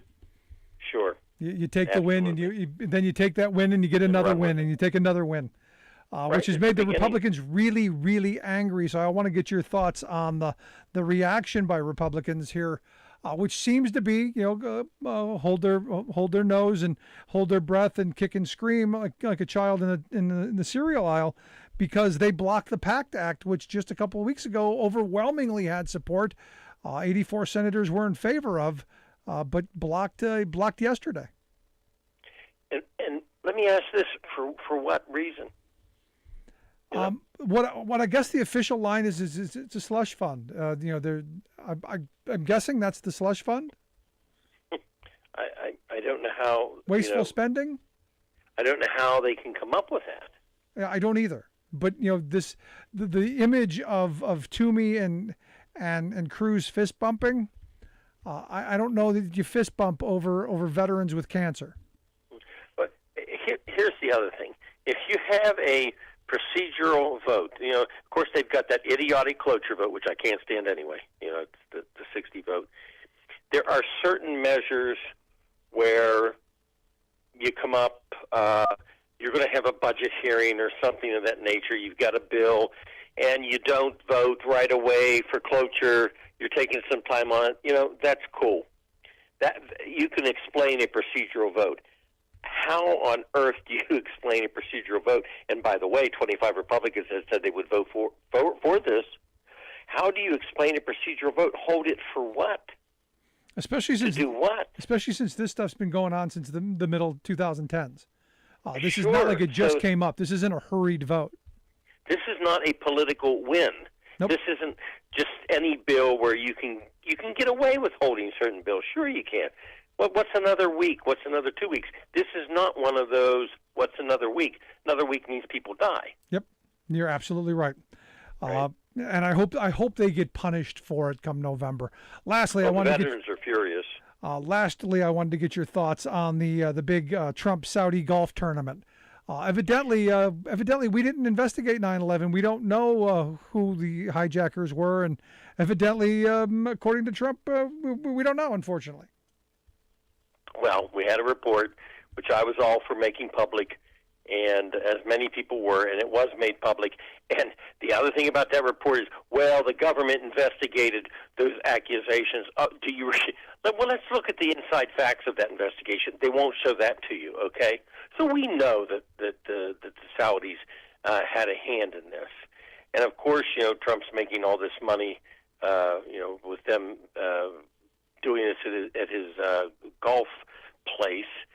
But I think that the story that surely got passed up was the $2 billion to his son-in-law from the Saudis. No. That story sure got buried for some reason, didn't get much attention. And the Saudi Investment Authority said, no, don't invest that $2 billion. That's a bad deal. And, well, it came, and now everybody's golfing, and everybody seems to be happy about it. Mohammed bin Salman wins again. Now, my question yesterday was, at the turn, do they have like a sawing event? Is that, is that? Well, it's MBS Mohammed bin Salman, and I call him Mr. Bonesaw. Yeah, I mean, are we going to have, you got to saw through something, to get to the back nine? I don't know. Right. I don't know who would participate in this. I think it's a bad idea. And to have a former president, cozying up to, I don't know, it's a struggle for me. It is. And again, some of the people listening might not even know. Just Google Jared Kushner, Saudi Arabia, $2 billion, and you're going to read a story you're going to say, wow, didn't see that one all over the place. Yeah, how come we really haven't looked into the money that was transferred? And if you look at it, and also Mnuchin is involved in it, and the Saudi Investment Authority said, oh no, we're not going to get a return. You can't do the investment. And of course, Mohammed bin Salman said, no, I think it looks good. We can make some money. And there it went. And not just with the Saudis. I mean, all of the grifting that was going on, using the Trump properties for events and pushing people. Why haven't, where's that series of hearings? And look, I know we're going to make patronage great again. I'm sure you saw the speech that he gave this week, and I'm sure you heard about Schedule F that they want to bring back to fire all federal workers so they can bring in absolute loyalists. And I guess, in the perfect world, you would pay him for your job. That would be the perfect world going forward, I guess, for him. Well, look, the Schedule F is one of the biggest authoritarian moves that could ever have been done in a government if it had been carried out. You don't like somebody, you want to punish them, you want to ignore them, you want to not listen to what they say. You just, here you go, you're under Schedule F, bye-bye, take a walk. Yeah. I mean, it's a legal way to strip people of their jobs. A legal way. Jeez. Crazy stuff. But Bob, as always, I appreciate the time, my friend. Good stuff. Thank you. Our good friend Bob Ney. I mean, seriously, he's not wrong. I mean, that Schedule F, and we've talked about it a couple of times, would give the president the ability to fire up to, I think the number was like 50,000 federal employees and replace them with patronage employees, people who would be loyal to that president. And look, you go, well, that's not a bad idea because, what if my president? No, I want boring bureaucrats. I want people who are going to show up and do their job every day, regardless who's at the top of it. Not people who are going to be loyal to one administration and another so that you have these wild swings of ideology. And, well, ultimately we know what happens in those scenarios. They become no-show jobs where nothing gets done. But I think that's kind of it. I think that's kind of the point, isn't it? So that you make things so broken that you push that right-wing frame that the government can't do anything. So that you can continue to privatize everything. So that you can continue to cash in. That's the plan there. And it's what we've allowed, unfortunately, to happen for far, far too long in this country. I don't know. The hope is that we wake up from this nightmare and wake up to the reality that, and I say this all the time, lovingly, of course, Republicans hate working people. And this just another one of those examples of how much. No due process, no representation, just the Trump tagline. You're fired. Kind of scary stuff. Anyway, love to hear your thoughts. If you missed any of the program, make sure you download the podcast. Always there, always available. Also, follow me on social media at Rick Smith Show on Twitter, YouTube, Facebook, all of that. Email me, rick@thericksmithshow.com. Right back after this. Stick around.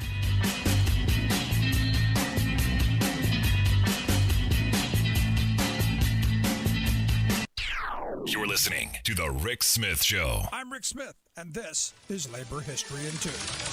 This day in labor history, the year was 1956. That was the day that an oil tank explosion took the lives of 19 men fighting a fire at the Shamrock Oil and Gas Company in the northeast of Dumas, Texas. Dumas was in the Texas Panhandle, oil boom country. The day after the tragedy, the Chicago Daily Tribune carried the story of what happened. 4 huge petroleum tanks exploded today, bathing 19 men in a super hot wall of flame and killing them in their tracks. The towering orange fireball of the first explosion was sighted in Amarillo, 40 miles away. The events that triggered the explosion started when a flammable gas caught flame and flared into a small ground fire at Shamrock. Employees and volunteer firefighters tried to stop the blaze, but despite their effort, the fire grew. Just before 7 in the morning, a 12,000-barrel tank exploded. This ignited another 20,000-barrel tank, and then 2 more. 15 of those fighting the fire died instantly. 4 others later succumbed to their burns. Many more were injured. A news editor on the scene described what he saw, writing, quote, "A bright orange mushroom boiled up, floating in heavy black smoke, and I prayed that those firefighters would get out alive, but some didn't. 8 who died were Shamrock employees. The other 11 were volunteer firefighters. Today, a memorial bearing their names pays tribute to those who died. An inscription reads, quote, "But whether on the plains so high or in the battle's van, the fittest place where man can die is where he dies for man." In 2015, 68 firefighters died while on the job protecting people and property throughout the United States. Labor History in 2 brought to you by the Illinois Labor History Society and The Rick Smith Show. For more information, go to laborhistoryin2.com. Republican politicos are all over Joe Biden for failing to stop inflation. Perhaps you wonder, though, what these squawkers would do if they were in charge. No need to wonder. Just look back to 1974, when Americans were being pummeled by price spikes that topped 12%, nearly double what we're enduring today. But by gollies, President Gerald Ford and his Republican contingent in Congress met the challenge head-on with a new magical program of economic uplift they called WIN, Whip Inflation Now. But it was nothing, just a political slogan with no magic and no action behind it. Price controls, antitrust action? No. GOP Inc. didn't want to offend, much less punish, corporate titans for a little profiteering. So they shifted the blame for inflation to consumers, demanding that families just say no to price gouging. Ford himself went on national TV, urging fellow citizens to join him in buying, quote, only those products and services priced at or below present levels. The core of the Republican program, then, was telling hard-hit wage earners to battle the monopolistic behemoths of big oil, big pharma, big food et al. On their own by simply refusing to pay inflated prices for the gasoline, medicines, groceries, and such that, hello, they had to have. As a reward, everyone who signed a form promising to be an inflation fighter was sent a nifty win button indicating their patriotic participation. Sure enough, Americans responded enthusiastically with an avalanche of ridicule. Even Ford's top economic advisor was whopper-jawed by the GOP's idea that the substance of their policy was a political button. It was surreal. I said to myself, this is unbelievable stupidity.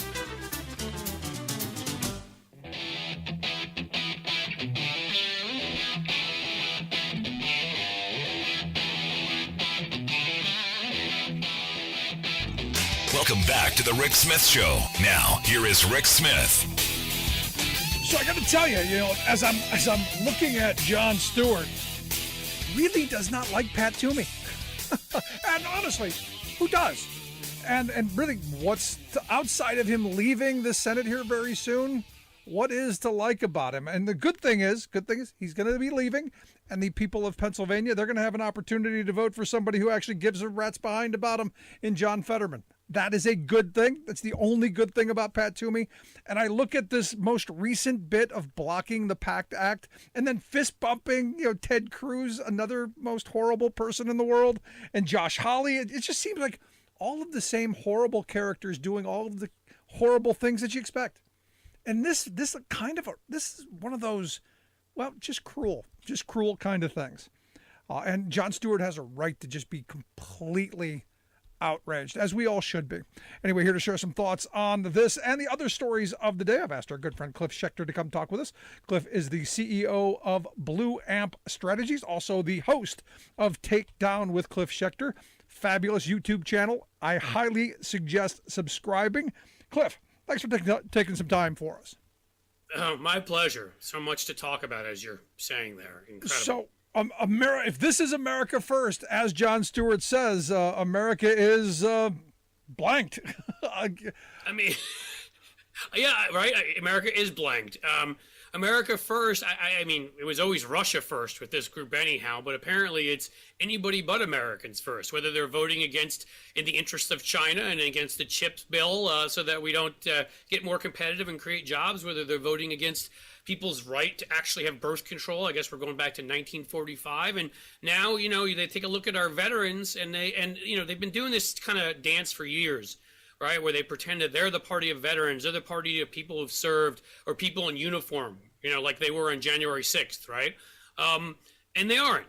They've screwed them yet again. And I mean, you point out Pat Toomey, this ridiculous motion by him so they couldn't just pass this thing quickly. They already had the votes, and suddenly they only have 55 votes. And the incredible thing is they're just these petulant little babies. Their reasoning is, well, you passed this reconciliation bill without us. And, how many different things did the Republicans do on party line votes, including their Supreme Court justices, including, their tax cuts for the rich, so that all the wealthiest billionaires, the Peter Thiels that basically control them like marionettes can buy themselves an extra plane. But the rest of us, they don't care about. And now when it comes to veterans, burn pits. I mean, people that went and got cancer and served our country, and put themselves at risk, and they're giving them the finger is what they're doing. No, I mean, it's absolutely insane to me. And it's just one of these moments where you go, at what point do we then wake up and hold them accountable? I mean, this is one of those things that I've been screaming about for the longest time, where you go, you've wrapped yourself in the flag. Every opportunity, you've taken pictures and photo ops with people that we've put on pedestals and called heroes and sent into harm's way. This should have been 100-0 vote. There should have been no one against taking care of the people that we sent in our name to fight, whether you agreed with the war or not, and I didn't. But whether you did or you didn't, this is taking care of the people who they did what we asked them to do. This is just, as I said yesterday, this is the 2-year-old in the cereal aisle when mom put the sugary cereal back. This is who they are right now. Yes, and I couldn't come up with a better description. I often refer to it as the recess Republican Party, right? They fight over, who gets to get on the slide first, and then they push you off the, when you're on the swing. I mean, they're children. They're emotionally, they have the maturity level of little children, all of them. And I've done so many videos of the channel on this. I mean, God, some of these ones from your state, my state. I'm in Ohio, in Cincinnati right now. You're in Pennsylvania. I mean, Doug Mastriano is a little baby child, right? I mean, he literally has the maturity level of a 6-year-old. And we have it here with J.D. Vance, who stomps his feet and gets angry. And I mean, I don't care how angry you are. I don't care what you're mad about. I couldn't care less about any of that. What I do care about, as you just said, there are wars I've supported. I supported doing something in Afghanistan. I was fully against the Iraq war. How we carried out the war in Afghanistan is a whole different story. But we sent people into harm's way. And they went and they served their country admirably and said, I'm going to go and upend my life, upend the income I could make, often leaving my family and risking my life. And this is what they get in return. It's like when they voted against the 9/11 heroes afterwards. I mean, this party does this again and again. They never do it to their billionaire, they never do it to David Koch, they never do it to Peter Thiel or Elon Musk. But you and me and everybody else, we're worth nothing to them. No, and this is where, I keep coming back to, Cliff, this idea that, look, if we're going to put people on pedestals, we're going to give them the title of hero, we should treat them as such. And when we send them into harm's way, we should make sure that they have everything that they need. And then when they're harmed, we have to make them whole on the other end. Look, I grew up in the 70s, and I grew up in a housing project on the west side of Cleveland. I remember the end of Vietnam. I remember those men being dumped into our housing project with horrible drug and alcohol problems, broken bodies, broken minds, and there was no help for them. And I said at the beginning of all this stuff, if we're going to pursue these misadventures, if we're going to do this, we have to make a commitment to these people that when they come back with all of those same problems, that we're going to take care of them. And this is one of those moments. And you can go, well, $400 billion is a lot of money. Yeah, it's a lot of money. And yeah, we got to spend it because these people need it. Yeah, it's a lot of money. Do you know how much money we spend on defense contractors? I mean, I'd love to take a look at the defense budget each year. There's nearly $1 trillion of how much of that is overpriced toilet seats. I mean, are you kidding me? These are human beings who sacrificed everything, especially the ones who are sick. It's the corruption has been there for the Republican Party. It's obviously gotten worse. No, it's crazy. But the cruelty, the abject cruelty. I mean, Tim Cotton and Joni Ernst, who both served, are voting against the others who served with them and think that these folks should, die of cancer, should not get any help. I mean, who are you? I mean, you said they wrap themselves in the flag. They love quoting Jesus a lot too. And I'm sure, whether you're Christian or not, if you are Christian, go look for Jesus having said anything about ditching people as opposed to turning the other cheek and helping those in need, about just sort of giving them a kick in the butt and saying, get lost and figure it out yourself. I mean, I don't know what this party stands for other than power and corruption. But if you find it, let me know. Yeah, Cliff, wrong Jesus. Yeah, the Jesus that they're following would be packing heat, pull yourself up by your bootstraps, the kind of, not turn the other cheek so I can slap you over there. That kind of Jesus. White Republican Jesus, yeah. That's it.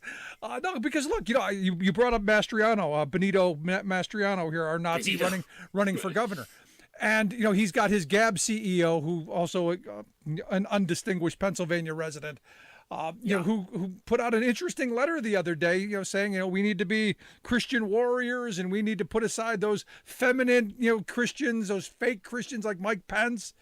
And we need to be more aggressive Christian men and put aside all those other religions. I mean, they're not even hiding how extreme they are anymore. They're not even trying to fake how extreme and where they want to take this country. And look, I say about Mastriano, I think he's a fascist. I think he's a Nazi. And they're not even trying to hide it.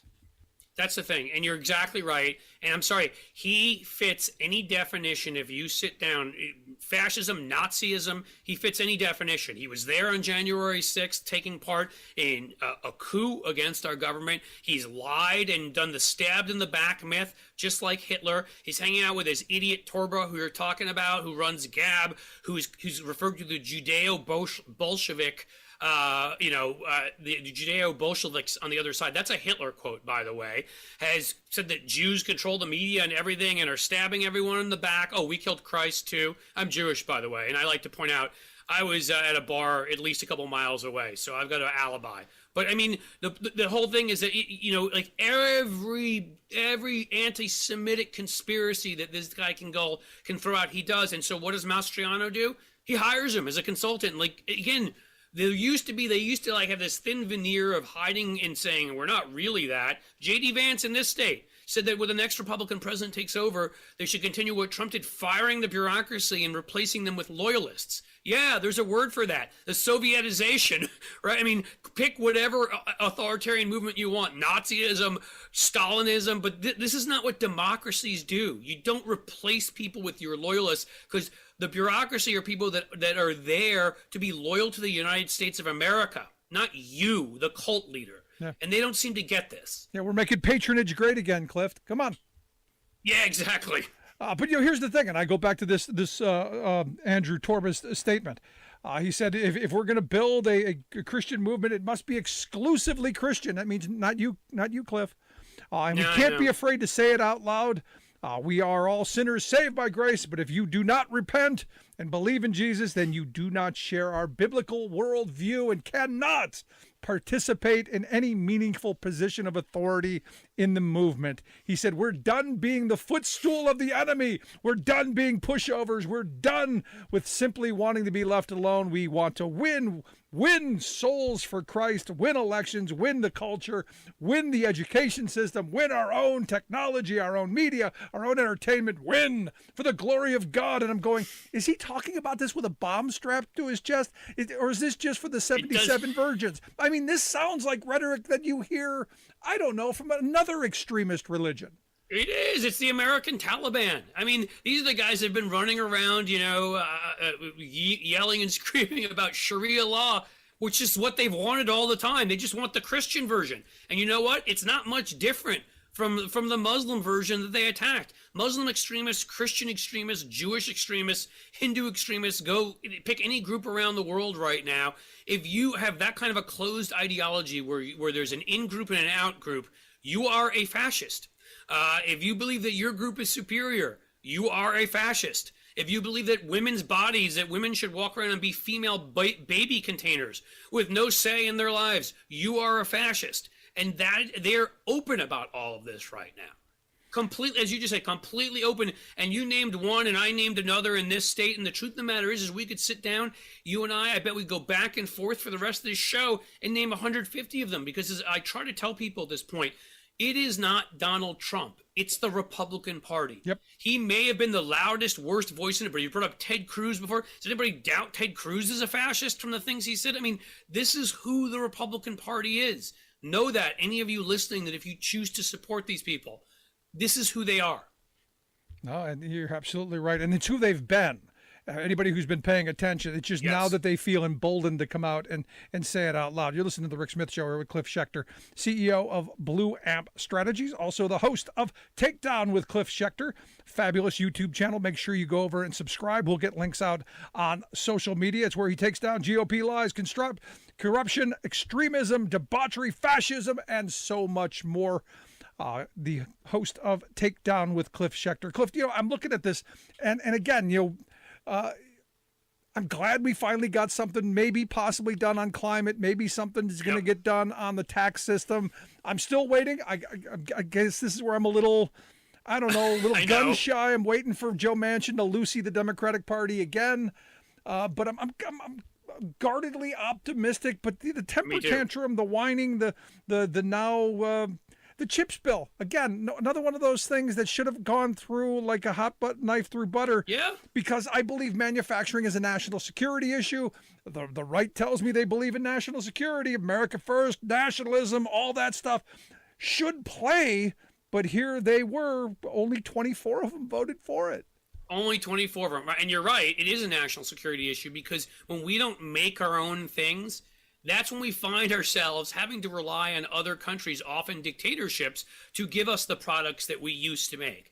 And it's amazing. That was Donald Trump's big lie, right? Oh, it's infrastructure week every week, and he was going to go and he was going to make America this country to produce things again. And we do have people here. John Fetterman will do that. Tim Ryan will do that. There are a whole bunch of folks who are working folks running as Democrats who've lived the kind of life we're talking about, not little Yaley owned, Peter Thiel stools, basically, not little Mehmet Oz, who I think lives in North Jersey, votes in Turkey, and every once in a while shows up at a tourist site in Pennsylvania to get a cheesesteak, where every other person who takes their own picture shows up. We need to vote for people that care about manufacturing, that realize it creates American jobs.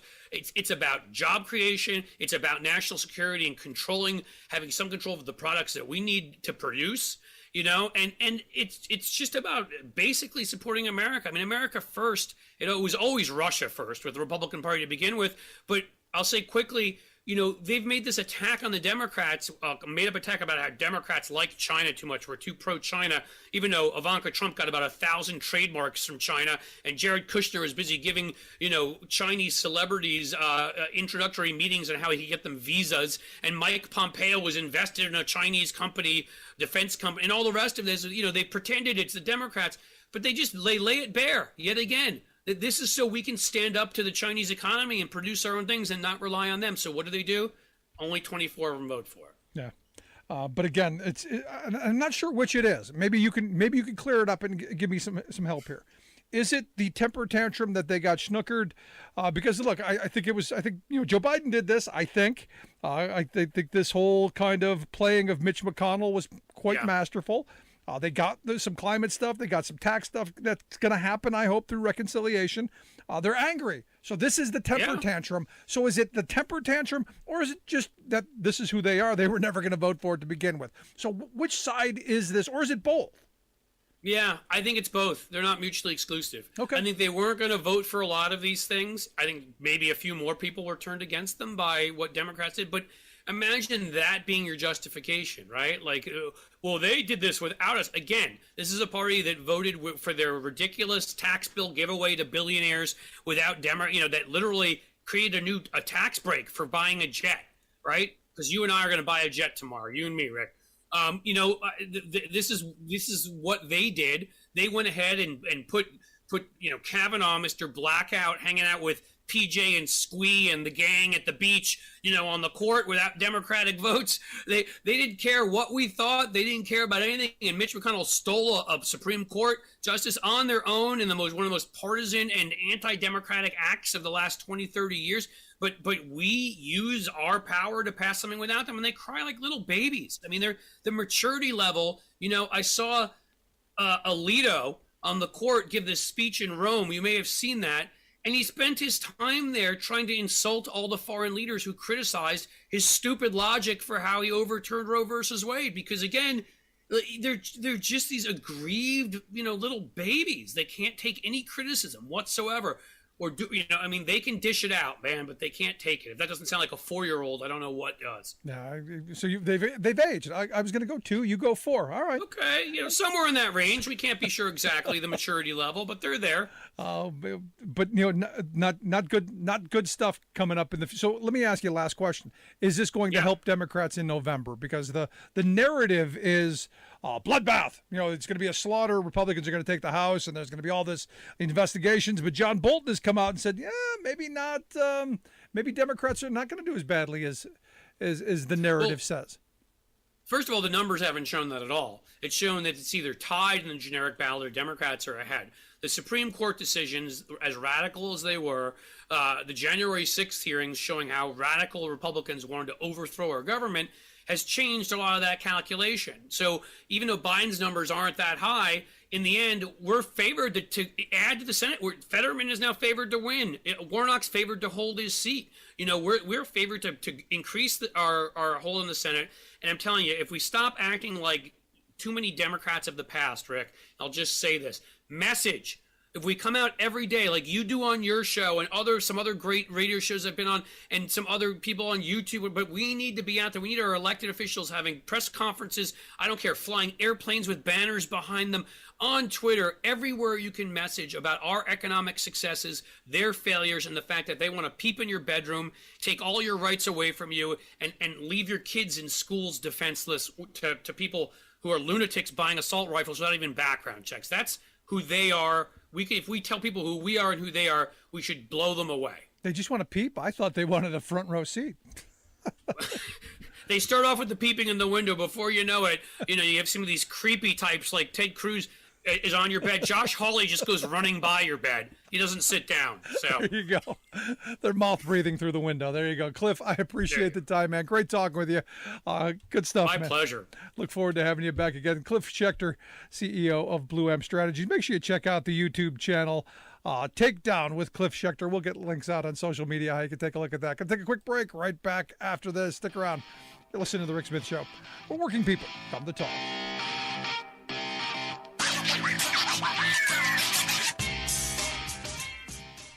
I'm Rick Smith, and this is Labor History in 2.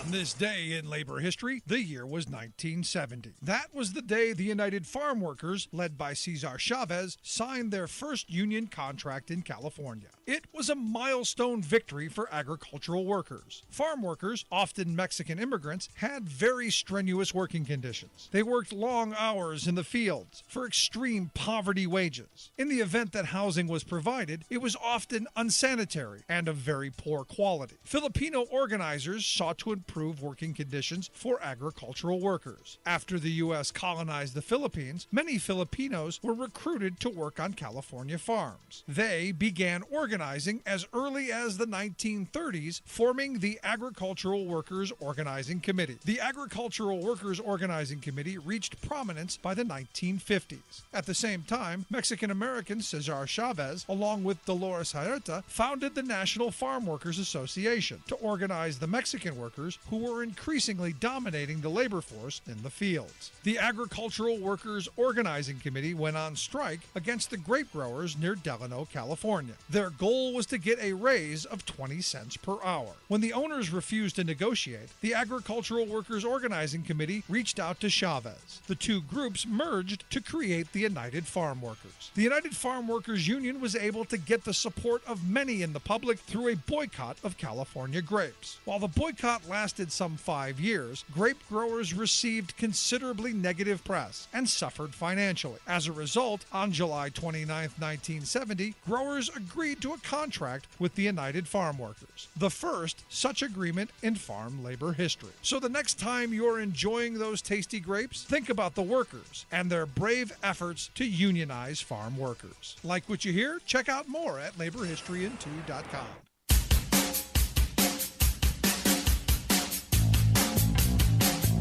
Welcome back to The Rick Smith Show. Check out our website, thericksmithshow.com. Questions, comments, something on your mind, you can email me, Rick at thericksmithshow.com. Want to get to a couple of quick emails before we wrap up for the day. Steve writes 2 comments about Trump's insistence that he should have the Congressional Medal of Honor. This medal was intended for military heroes. Trump avoided service in Vietnam via shenanigans. I was not in favor of that war, but Trump was just being a giant pile of blank bird. He has an elitist attitude. The degree of grandiosity required to think he deserves something like this for his skipping out on military service is just another indicator of his psychopathy. Those who view themselves as a demagogue, as Trump does, are truly removed from reality. He is our psychopath hiding in plain sight. I don't disagree at all with you, Steve. Mark writes, as a Chicagoland resident and an avid WCPT Chicago listener, I discovered your show a few months ago, and I'm glad the station is carrying your show. Yeah, me too. Thanks so much, our good friends there at WCPT. You're an outstanding, intelligent host with the heart in the right place by standing up for so many progressive issues we progressives should be proud of and own. Wishing you and your show longevity and success. Thank you, Mark. I appreciate it. I had to throw that out. Little almost pat on the back. But Bernie then goes on to write, I ran across your show and you're talking about Trump running again and still trying to open the voting fraud. The airing is July 24th, 2022. My opinion is I want to know how Democrats got away with stealing the votes. They didn't steal the votes, Bernie. They didn't. Stop it. He said Republican politicians do not want Trump in office because he upsets their apple cart too. Really? American people are tired of getting tired of both parties lying and stealing from the American people. That's a great right-wing narrative. I say the hell with both parties, and Trump, if not endorsed by Republicans, hopefully he'll run as an independent and he will win, according to Bernie. You should probably warn your rhinos. Well, I'm not a rhino, so I don't know what to tell you there. I hope he runs as an independent. That would be great. Please do that. And he's not going to win as an independent. So that would be fine with me. George also writes, and we'll wrap up here. George writes, heard your take on the Forward Party, and I disagree with you. We need a third party. It's a good start to bringing a liberal Dem like Yang and a conservative like Whitman together as a viable alternative to the extremism of both parties. You should be supportive.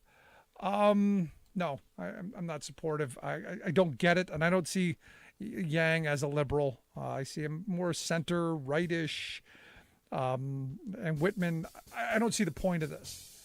I'm still looking for it. Compromise. We're going to do half measures on things, and with a corporate bend, that to me is Follow the money. I want to know where the money's coming from.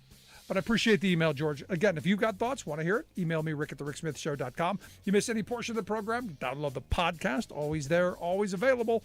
Good stuff. Thanks for being here. We'll see you back here next time. You've been listening to The Rick Smith Show. Email Rick at rick@thericksmithshow.com.